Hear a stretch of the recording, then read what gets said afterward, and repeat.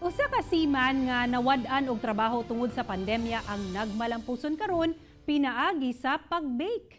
Atong sayron iyang sekreto sa kalampusan pinaagi niining report. Sa pamarug pa lang niining si Jonathan Lagare, tataw nga anad kini sa bugat nga trabaho isip seaman. Apan dili lang kana ang kaya niyang buhaton kay siya naga-bake usab.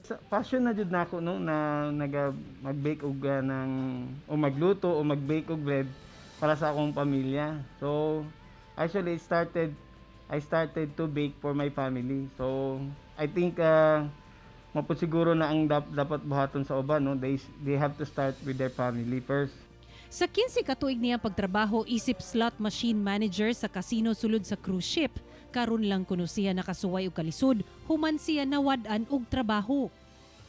Apan wala kini nahimong babag kang Jonathan. Gani gigamit niya ang iyang hilig sa pag-bake aron padayong masuportahan ang panginahanglanon sa iyang pamilya. Specialty niya ang cinnamon bread nga ang recipe natun-an ra pud niya online. Dayon ginabaligya kini sa iyang asawa. From 2 incomes to 1 income, medyo nag-struggle me.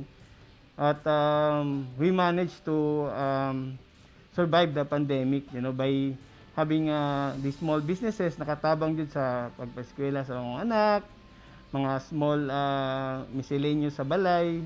So nakatabang dako jud siya kayo og tabang. Duna sab siya'y mensahe alang sa ubang mga OFW sa Mania nga naapektuhan sa pandemya. Sa mga OFW no, kabalo ko na